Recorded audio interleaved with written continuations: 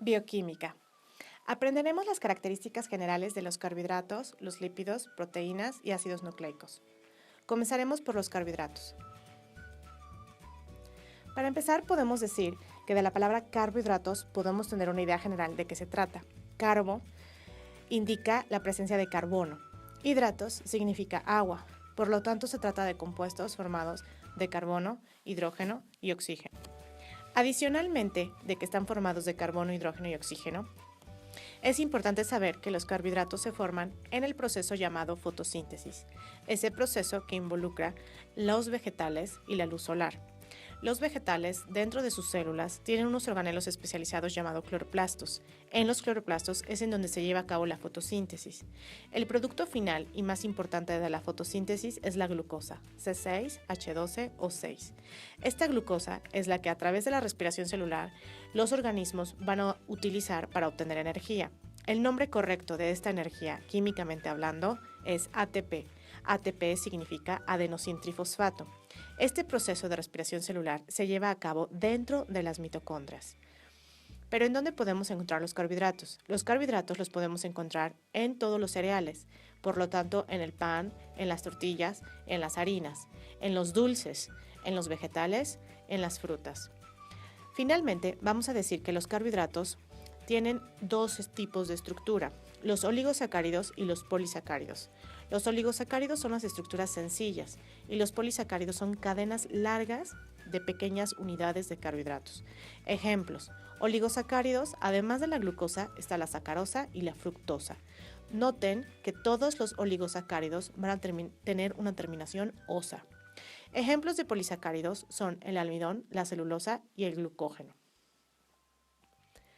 Pasaremos ahora a explicar la fotosíntesis. Nuevamente nos iremos a entender la palabra. Foto significa luz, síntesis significa fabricar. Por lo tanto, solo con leer la palabra fotosíntesis debemos entender que se trata de un proceso en el que se fabrica algo con la luz. ¿Qué es eso? ¿Qué es ese algo que se sintetiza?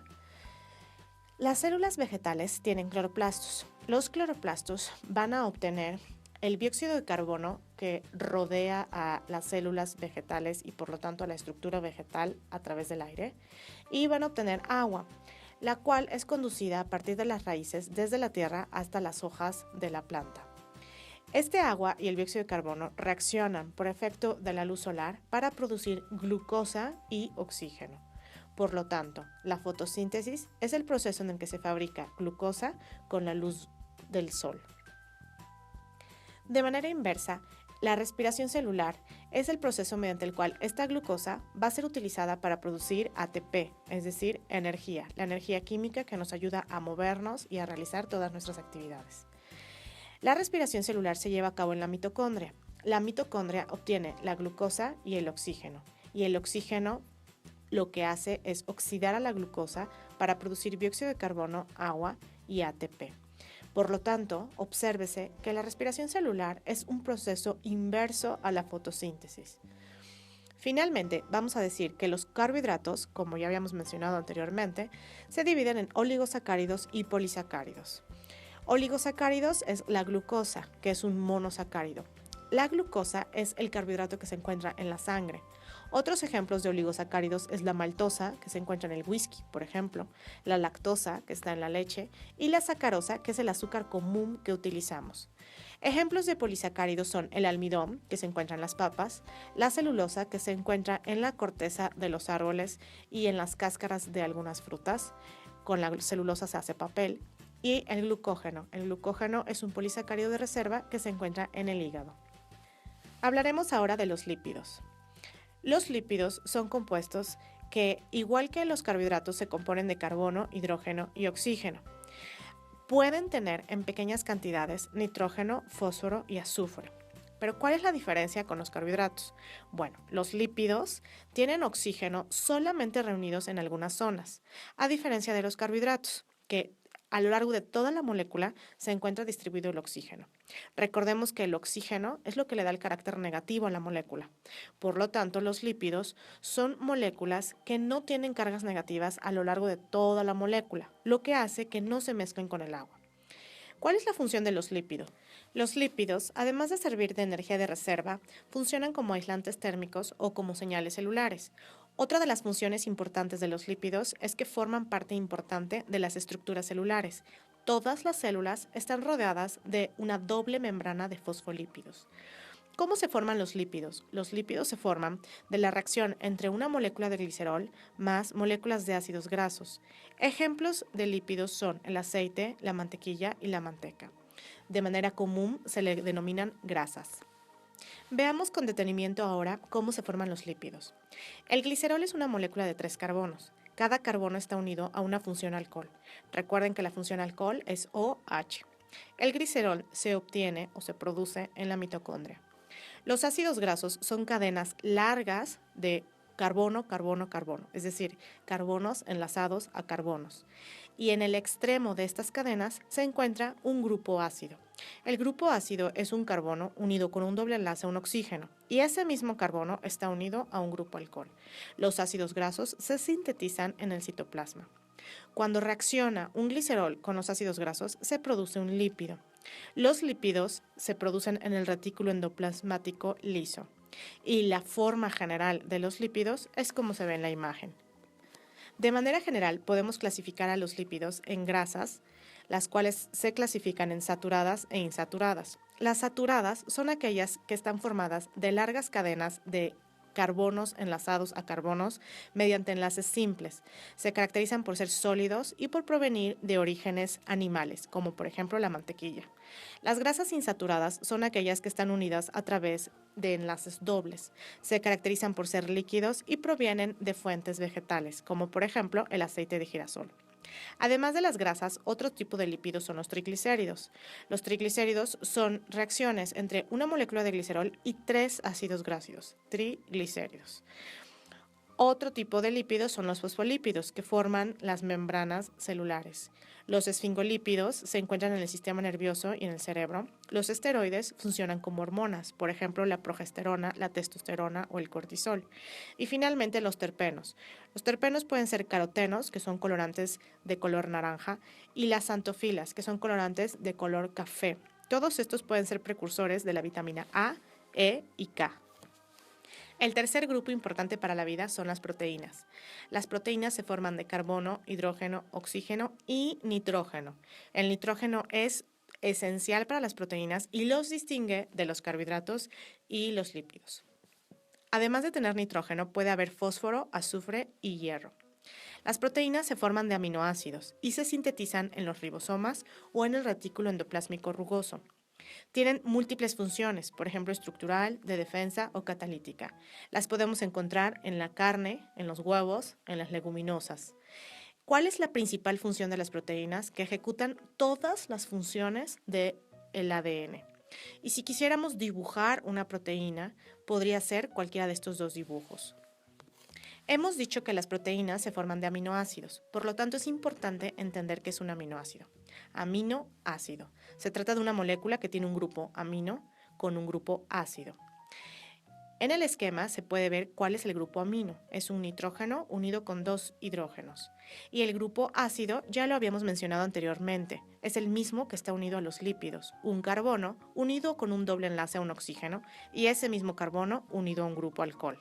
Este es un aminoácido. La R significa resto de la cadena y puede tener diferentes estructuras.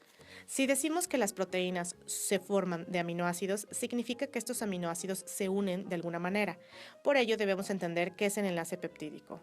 Aquí representamos el aminoácido 1 y el aminoácido 2. Nótese que el grupo ácido del aminoácido 1 va a reaccionar con el grupo amino del aminoácido 2, formando una molécula de agua que sale al medio. Con la salida de esta molécula de agua se forma un nuevo grupo. Tenemos un carbono unido a un doble enlace que se une a un nitrógeno que está unido a un hidrógeno. Este es el enlace peptídico y es la función que va a unir cada aminoácido con el que esté junto. Por lo tanto, las proteínas son cadenas de aminoácidos enlazadas por enlaces peptídicos. Existen diferentes clasificaciones de las proteínas. Por ejemplo, de acuerdo a su forma, podemos decir que las proteínas pueden ser fibrosas o globulares.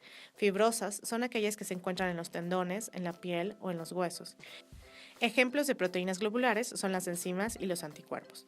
Otra clasificación es dependiendo qué es lo que forma la cadena de proteínas. Por ejemplo, si son solamente aminoácidos, se denominan proteínas simples. Por ejemplo, la albúmina y las globulinas. Si son aminoácidos con otros grupos, como por ejemplo el azúcar o metales, se denominan proteínas conjugadas. Ejemplo de esto son las nucleoproteínas. Veamos ahora con mayor detenimiento las funciones de las proteínas. Para empezar, tienen una importante intervención en las estructuras del cuerpo. Por ejemplo, la elastina, el colágeno y la queratina forman estructuras, como las uñas o como el cabello. Pero además de las funciones estructurales, tienen funciones de defensa, por ejemplo, las inmunoglobulinas, que tanto conocemos como defensas o anticuerpos. Otra de las funciones de las proteínas es la neurotransmisión, por ejemplo, las endorfinas. También tienen funciones catalíticas.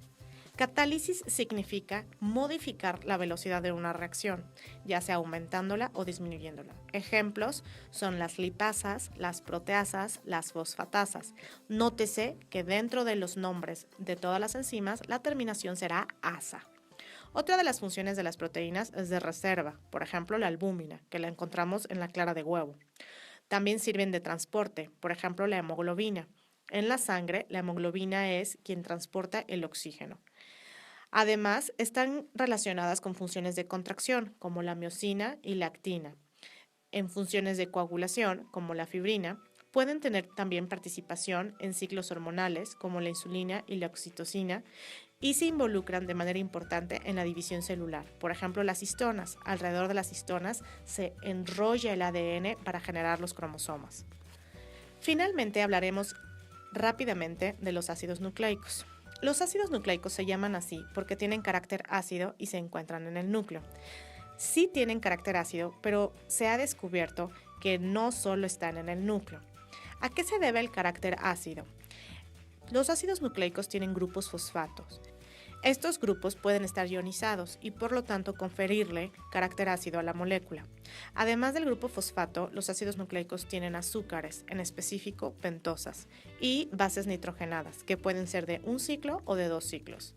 Básicamente tenemos 2 tipos de ácidos nucleicos, el ADN, que significa ácido desoxirribonucleico, y puede tener 3 diferentes conformaciones, la A, la B y la Z. Básicamente la diferencia entre estas conformaciones es el nivel de hidratación en la molécula. El ARN significa ácido ribonucleico y puede haber diferentes tipos, por ejemplo, el mensajero, el de transferencia, el ribosomal, el de interferencia, el microRNA, entre otros. ¿Para qué sirven los ácidos nucleicos? Los ácidos nucleicos básicamente contienen la información para que la célula viva, contienen todas las características que tiene que manifestar esta célula y además controlan y regulan la expresión genética. Existe una teoría que se llama mundo de RNA que dice que lo primero que se originó fue el RNA y a partir del RNA se originó el DNA. ¿Qué es lo que sustenta esta teoría? Que el RNA tiene capacidades de autocatálisis. Significa que una molécula de RNA puede originar otra molécula de RNA sin ayuda o intervención de cualquier otra molécula. Hasta aquí debes conocer para poder decir que tienes conocimientos básicos, muy básicos de bioquímica.